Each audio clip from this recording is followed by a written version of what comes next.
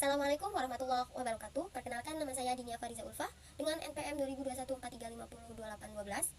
Pada kesempatan kali ini, saya akan mendemonstrasikan sebuah program yang telah saya buat, yaitu sistem pakar deteksi masalah gizi pada anak menggunakan metode forward chaining. Program ini dirancang untuk membantu kader posyandu, tenaga kesehatan, maupun orang tua dalam mendeteksi kondisi gizi balita secara cepat, tepat, dan terstruktur. Dengan adanya sistem ini, diharapkan proses pemeriksaan gizi balita dapat dilakukan lebih efisien, sekaligus memberikan rekomendasi tindak lanjut yang sesuai. Sebelumnya, kita nyalakan dulu bagian Apache dan MySkill di SAM. Ini untuk mengaktifkan projectnya. Lalu kita mulai cari di localhost ya. Nah, di localhost akan muncul gizi balita. Di sini adalah beranda yang berisi penjelasan-penjelasan mengenai cegah gizi buruk sejak dini dan cara pengoperasiannya.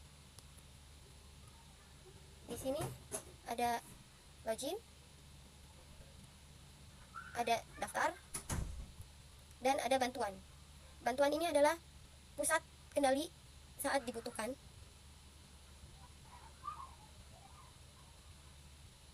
Lalu kita akan mencoba untuk daftar.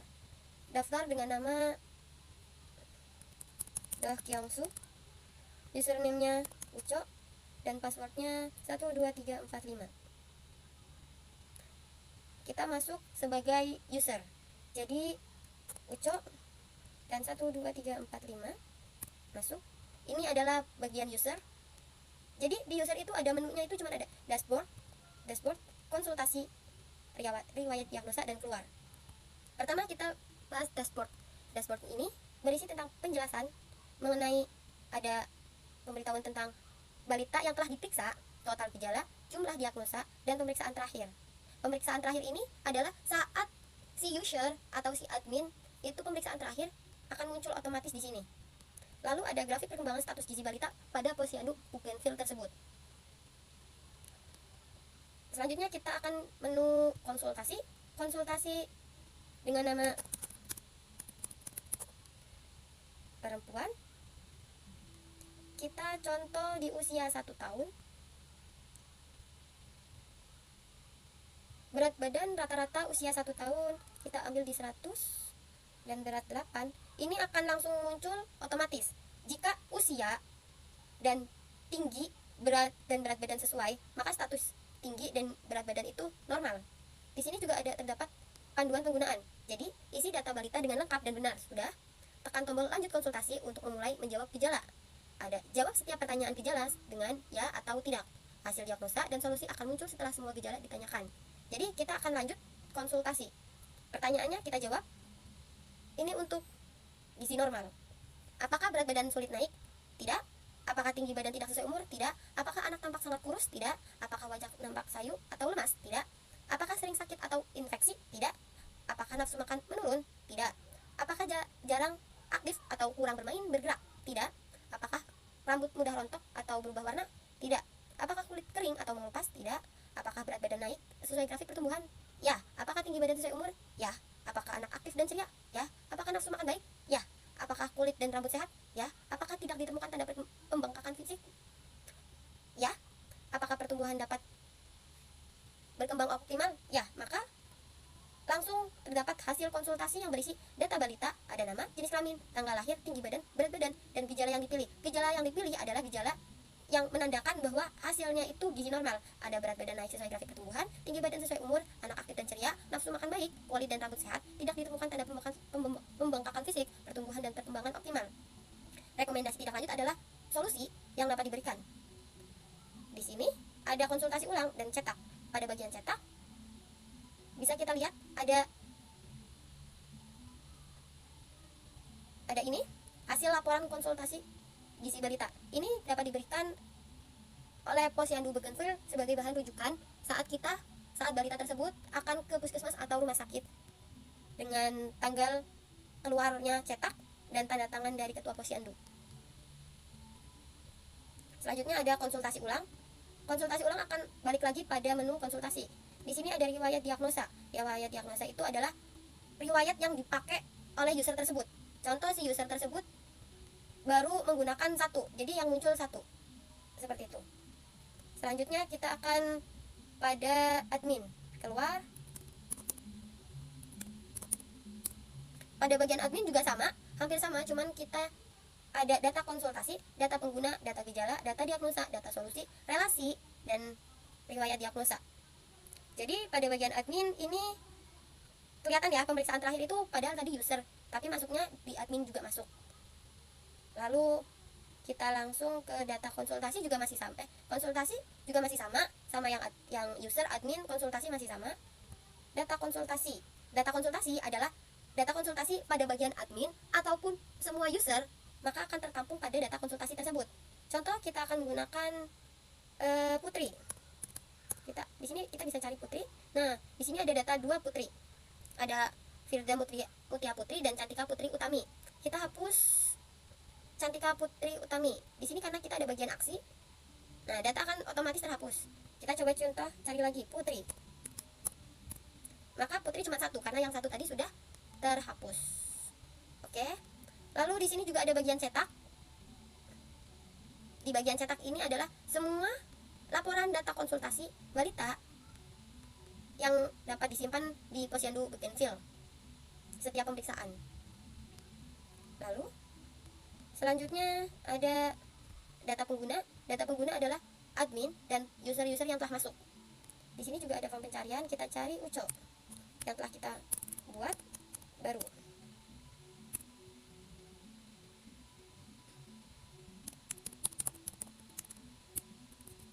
Disesuai dengan namanya. Nah, di sini ada Dok Yongsu. Kita hapus datanya. Oke. Reset. Maka akan muncul dan nama Kyongsu otomatis terhapus. Di sini juga terdapat cetak. Jadi siapa aja pengguna yang menggunakan program tersebut dapat kelihatan ya. Lalu ada data gejala. Di data gejala ini kita bisa mengubah. Contoh, berat badan sulit naik, diganti kita berat badan sulit dan tidak naik selama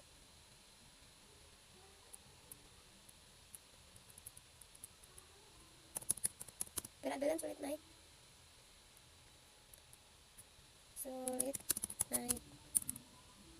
kita ganti berat badan balita sulit naik. Kita simpan, maka akan otomatis teredit. Bila kita tambah di sini, ini tuh bisa gejala, contoh kulit kering, atau bisa juga kita pakai nomor 8. Di sini ada bagian tambah nama gejalanya anak aktif, kurang aktif, dan susah konsentrasi. Kita simpan. Kita lihat pada 8, anak kurang aktif dan susah konsentrasi. Kita juga bisa cetak, jadi kelihatan ada laporan gejalanya itu apa saja. Kalau ada data yang baru ingin dimasukkan, akan otomatis masuk. Lalu selanjutnya ada data diagnosa. Data diagnosa itu ada gizi buruk, kurang gizi, gizi normal. Jika kalian ingin menambah, coba kita nambah stunting, akan otomatis masuk. Jadi di sini tuh dapat menambahkan hasil diagnosa balitanya.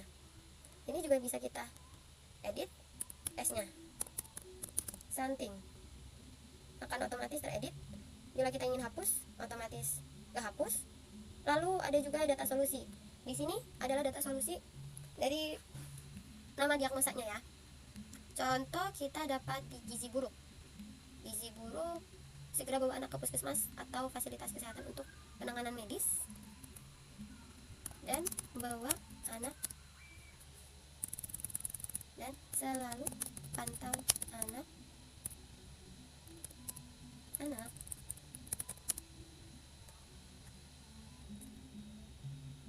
untuk melihat perkembangan lebih lanjut. Simpan perubahan, maka akan otomatis tersimpan. Ini kita akan tambah pilih diagnosanya. Kalau tadi gizi buruk, sekarang normal. Isi solusinya kita pakai memberikan makanan sehat dan vitamin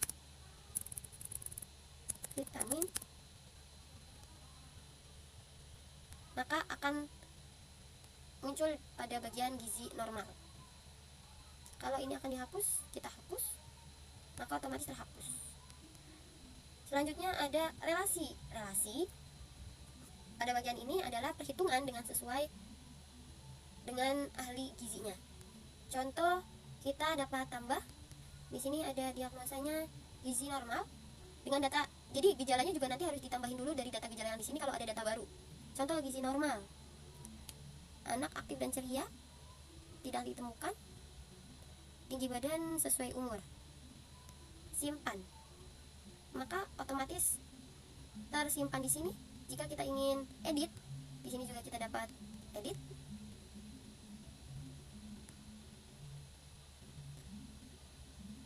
Oh, ini tadi yang kita ini R10 di sini. Kita edit dengan tambah nafsu makan baik, simpan. Nah, di sini akan muncul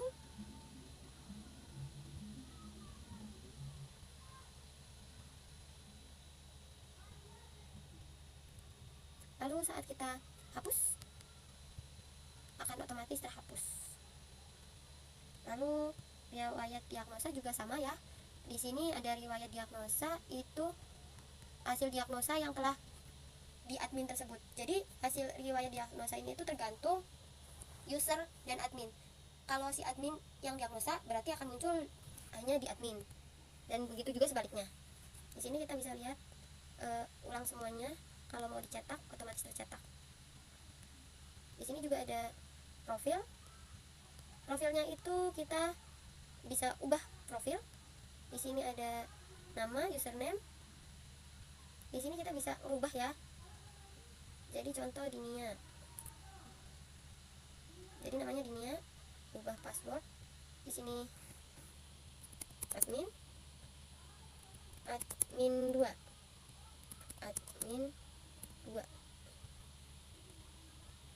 Oke, kita bisa coba kita keluar. Apakah bisa username-nya admin 2. Baik, jadi pas ya, bisa. Oke, jadi loginnya keluarnya tuh bisa dari profil dan langsung di sini coba kita lihat jadi Ulfa ini ya. Di sini profilnya juga sama.